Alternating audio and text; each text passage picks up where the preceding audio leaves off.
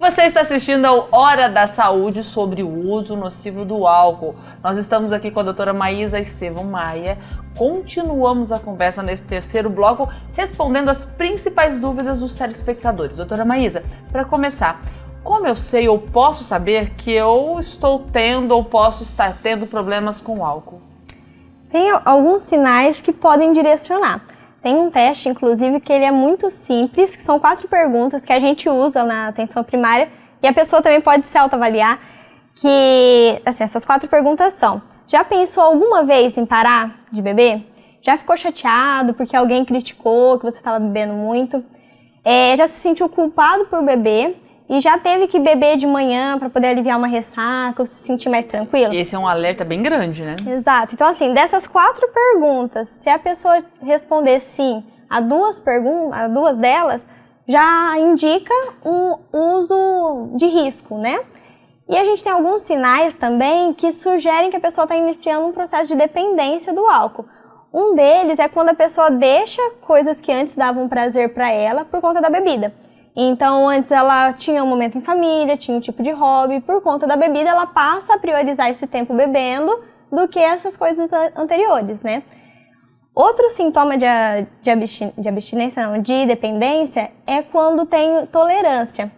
Tolerância, o que ela é? Quando eu preciso de aumentar a dose do meu consumo para ter aquela mesma sensação de bem-estar. Então, por exemplo, antes a pessoa bebia 2 latinhas de cerveja, já se sentia tranquila, bem. Só que hoje ela está tendo que beber 4, 5 latinhas para essa mesma sensação. Isso também é um sinal de alarme.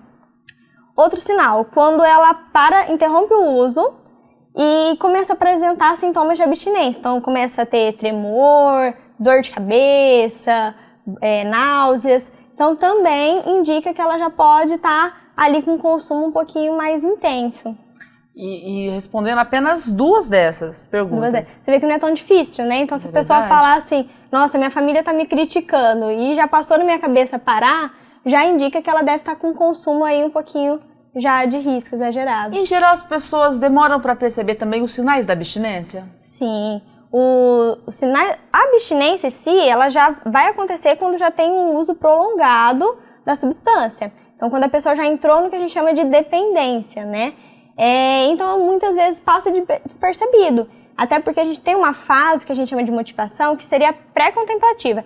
Aquilo é quando nunca passou pela cabeça da pessoa parar, quando ela não quer, quando ela sente que aquilo é o certo, é o normal. Então, quando a pessoa procura o sistema de saúde, muitas vezes, infelizmente, já está num caso mais sério, porque ela já tem evidência muito clara do malefício que o álcool causou para ela. Às vezes perdeu um emprego por conta disso, teve um acidente, ou às vezes já tem algum problema clínico de saúde. Então, infelizmente, acaba demorando. Por isso que esse teste que eu te falei, ele é um teste de triagem. Quando eu já percebo que ele deu positivo, eu já tenho que começar ali a abordagem, trazer essa pessoa mais para perto, para mostrar que, de repente, ela já está um pouquinho além, né, do que deveria. Maísa, e esse tempo prolongado, ele também varia de pessoa para pessoa ou existe um padrão de referência? Nunca é definido, né? Tem os fatores individuais que vão poder direcionar. Então, assim, as comorbidades que a pessoa tem, se a pessoa tem alguns problemas de saúde mental, por exemplo, ansiedade, depressão, vai prejudicar, às vezes, esse autoconhecimento. O próprio nível socioeconômico da pessoa, às vezes ela não tem orientação suficiente, ou às vezes todo o entorno dela tem esse mesmo hábito, que às vezes não vai dar aquele estalo assim de que aquilo é prejudicial. Então, normalmente vai variar de cada indivíduo mesmo. Maísa, quais complicações estão associadas ao uso do álcool? São muitas complicações, tanto para o próprio indivíduo, como para a sociedade como um todo. Normalmente, quando a gente fala álcool, a primeira coisa que vem é, nossa, problema no fígado, cirrose, mas são inúmeros problemas. Por exemplo, o risco, né, é aumentado de problemas cardiovasculares. Então, pessoas que têm um uso mais abusivo de álcool têm um risco aumentado de AVC, de infarto, problemas gastrointestinais. Então, está relacionado a varizes de esôfago, úlcera no estômago, que isso pode aumentar o risco de sangramento gastrointestinal. Problemas neurológicos também, então às vezes a pessoa começa a falar, eu tô tendo muito esquecimento, teve convulsão, e sem contar os problemas interpessoais. Então a gente tinha falado no bloco anterior que o álcool está muito relacionado com a questão de violência, né? Até o Dr. Marcelo tinha falado que a pessoa às vezes ela fica mais explosiva e não consegue inibir os comportamentos dela, né? E então aumenta o risco de violência doméstica, acidente de trânsito. A maioria de acidentes tem ali um fator também relacionado ao álcool. Depressão também? Problemas de saúde mental, principalmente depressão e ansiedade. E uma coisa leva a outra, né? A ansiedade, às vezes a pessoa quer se aliviar, quer se sentir melhor e vai para o álcool. E também, às vezes, a pessoa, por estar bebendo, ela acaba aumentando o risco dela de depressão e de ansiedade. E algo muito importante também é que a pessoa se coloca em uma situação de risco. Então, por exemplo, uma pessoa que ela tem um consumo abusivo, vamos supor numa festa, às vezes aquela pessoa ela vai ter um comportamento de risco. Então, sexo sem preservativo, se expondo a infecções sexualmente transmissíveis, outros tipos de droga que a pessoa também acaba, às vezes, começa com álcool, com cigarro e aí vai progredindo para drogas que podem causar ainda mais malefícios. Então, assim, são muitos problemas. Agora, doutora Maísa, vamos lá para o lado da ajuda, né? Quem eu posso procurar para pedir ajuda quando percebo que estou tendo problemas com o álcool? A ajuda é fundamental. Como qualquer outro problema de saúde, o álcool, ele vira um problema, né? Então, o lugar ideal seria procurar uma equipe de saúde. Então, a atenção primária, nesse sentido, ela é a porta de entrada para essa pessoa. E lá é onde a gente vai ter o acolhimento desse indivíduo, tem toda uma equipe que vai estar ali preparada, não só a equipe médica, né? Mas a gente fala que na atenção primária, desde a recepção, aquela pessoa ela tem que ser acolhida. A gente tem um papel fundamental também das agentes comunitárias de saúde. Então, elas vão até a casa das pessoas. E muitas vezes a família identifica alguém que está com problema e conversa com essa agente, ela leva para a gente essa demanda. Então, isso permite que a gente faça uma visita domiciliar, por exemplo, e vá até essa casa, identificar mais de perto. Então, assim, o primeiro passo seria procurar um serviço de saúde, porque a gente vai ter mais ferramentas para auxiliar essa família ou essa própria pessoa que identificou o problema nela para auxiliar. Então, em questão de realizar um diagnóstico, planejar um tratamento conjunto com o paciente, muitas vezes atendimento individual, atendimento em grupo. E, além do serviço de saúde, pedir ajuda é fortalecer os vínculos. Então, essa pessoa ela precisa estar mais próxima da família dela, de amigos realmente que são amigos, né? Não aqueles que vão incentivar o hábito, incentivar o consumo de álcool, mas aqueles que vão fortalecer essa pessoa para que ela consiga sair. E também um apoio espiritual, né? Que muitas pessoas encontram uma força, porque realmente é um vício difícil de abandonar, porque ele vai indo ali aos pouquinhos, né? Às vezes num grupo... Aceito pela sociedade também, de certa forma, o uso? Exatamente. Então, às vezes, quando ela tem ali uma igreja, um apoio, um grupo, ela se sente mais acolhida e ela tem mais força para conseguir mudar o hábito dela. No primeiro bloco, conversando com o Dr. Marcelo, ele falou sobre a importância do não julgamento em relação aos adolescentes. Para os adultos, segue a mesma lógica? Com certeza. Isso é um princípio, né, pra gente, porque muitas vezes, quando a gente vai confrontar, a gente mais afasta a pessoa ali da equipe de saúde ou na própria família do que aproxima ela para ela poder mudar. Então, esse passo de atender, acolher sem julgamento, ele é fundamental. É entender que a pessoa está com um problema de saúde, né? Às vezes, na família, ela vai ouvir muitas vezes, porque agora a gente está com problemas financeiros, porque isso, por aquilo, e a pessoa vai gerando cada vez mais raiva e ao invés de mudar o hábito, ela pode se aprofundar.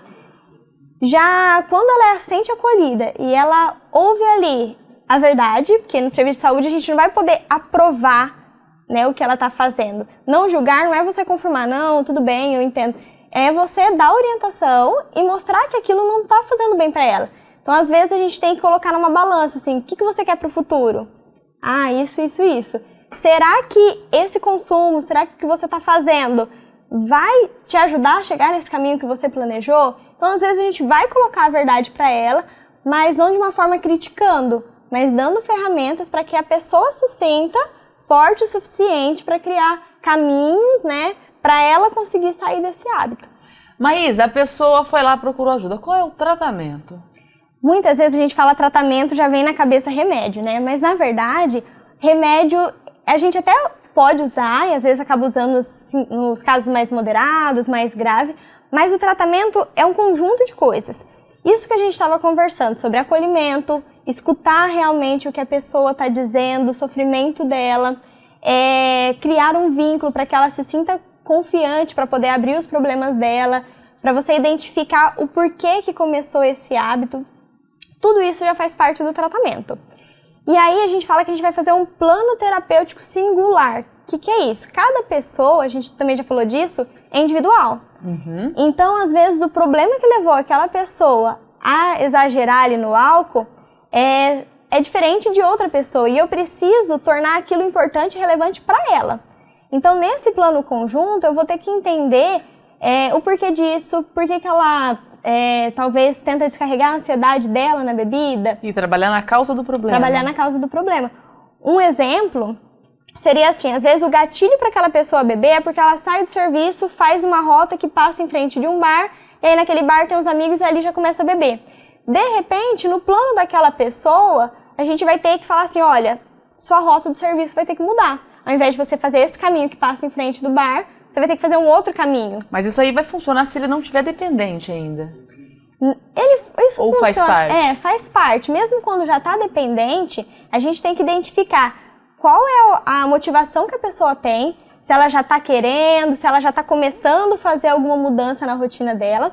E quando a gente identifica isso, a gente vai propor essas modificações, né? Então, às vezes iniciar um tipo de atividade física ou um trabalho manual. Então, de pessoa em pessoa, a gente vai ter um tipo de tratamento. Existe tratamento medicamentoso, né? Existe uma medicação que chama naltrexona, que a gente usa para reduzir o consumo, que ela tira um pouco do prazer da bebida. Em alguns casos, a gente acaba fazendo o uso dela para auxiliar. Existem outras medicações, como antidepressivos, que a gente falou que está muito relacionada à ansiedade, depressão. Então, às vezes, a gente acaba precisando iniciar uma medicação para essa questão de saúde mental. Então, realmente precisa, mas não só. E algo que eu acho muito importante também é a família, porque alguém que tem problema relacionado ao álcool, não é aquele problema, ele não se torna só do indivíduo, toda uma família acaba sofrendo muito com isso. Então, na atenção primária, quando a gente acolhe esse paciente, a gente não acolhe ele sozinho, a gente acolhe toda a família para dar ferramentas, ajudar aquela família a lidar com essa situação. A gente trabalha algumas vezes em grupo, então existe medicamento, mas o tratamento vai muito além, tem muitas partes comportamentais que fazem parte do processo. Maísa, alguém próximo a mim está tendo problemas com o álcool. Como eu posso ofertar ajuda? Aquilo que você falou, não eu julgamento, devo ofertar ajuda? Com certeza. Igual a gente falou, é um problema de saúde. Então, assim como se eu tiver um pai com diabetes, hipertensão, eu vou auxiliar, a pessoa que tem um problema relacionado a ela precisa de pessoas ao lado dela para apoiar. E uma das formas é eu ajudando essa pessoa a se sentir segura em procurar um serviço de saúde, por exemplo. Né? Então, eu conversando, eu levando essa demanda para uma estratégia de saúde da família, para que eles façam uma visita, já é uma forma de ajuda. De repente, planejar algo junto, ao invés daquela pessoa, o lazer dela ser beber, vamos criar outro tipo de lazer, vamos criar outras coisas que podem fornecer prazer também. Então, ajuda é sempre essencial. E aí, mais uma vez, não julgar e oferecer esse apoio de maneira correta. Com certeza. Quanto mais aberto a gente tiver, mais a pessoa vai se sentir bem para poder confiar, expor aquele problema e mudar, né? Planejar um caminho novo. Doutora Maísa, eu quero agradecer a sua participação, a sua presença nesse Hora da Saúde. Muito obrigada, ajudou bastante. Eu que agradeço o convite. Obrigada. Eu quero agradecer também a sua presença junto conosco. Espero que esse programa tenha te ajudado, tenha te orientado de maneira correta. Hoje nós falamos sobre o uso nocivo do álcool. Se você quiser assistir novamente esse programa, compartilhar com as pessoas que você gosta, é só ir lá no nosso canal do YouTube, hospitaldeamor.com/Hora da Saúde. Até o próximo programa.